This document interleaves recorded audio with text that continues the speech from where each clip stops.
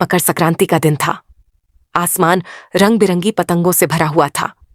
हर तरफ खुशियों की आवाजें गूंज रही थीं। एक छोटा बच्चा अपनी छत पर पतंग उड़ा रहा था। वह खुश होकर पतंग को ऊपर ऊपर उड़ा रहा था, लेकिन अचानक उसकी पतंग कट गई और वह उदास होकर बोला, दादी, मेरी पतंग कट गई। दादी ने मुस्कुराते हुए कहा, कोई बात नहीं, फिर से उड़ाएंगे। उसी समय सामने वाली छत पर एक बुजुर्ग व्यक्ति बैठे थे। वे चुपचाप आसमान में उड़ती हुई पतंगों को देख रहे थे। उनकी आंखों में एक पुरानी याद लौट आई। उन्हें याद आया जब वे अपनी छोटी बेटी के साथ पतंग उड़ाया करते थे।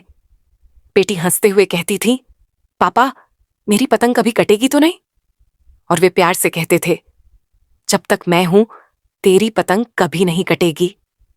समय बदला, जिंदगी बदल गई और उनकी बेटी इस दुनिया में नहीं रही, पर उसकी यादें अब भी वहीं थीं, ठीक उसी आसमान के नीचे।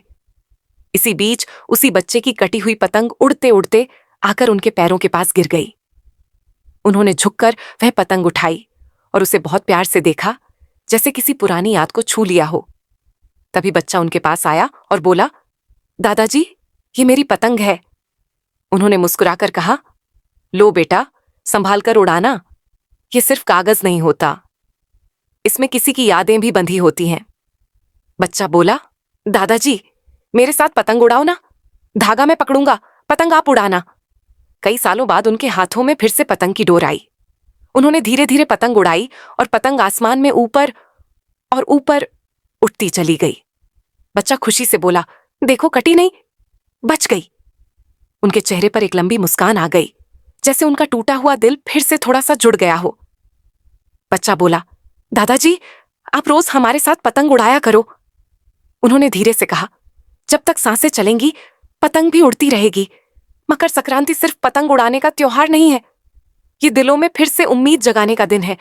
इसीलिए कभी भी किसी की पतंग यूं ही मत काटना। क्या पता उस धागे से किसी की याद बंधी हो। और अंत में वही बच्चा कैमरे की ओर देखकर मासूमियत से कहता है, अगर ये कहानी दिल को छू गई हो तो प्लीज चैनल को सब्सक्राइब जरूर करना, ताकि ऐसी और कहानियां आप तक पहुंचती रहें।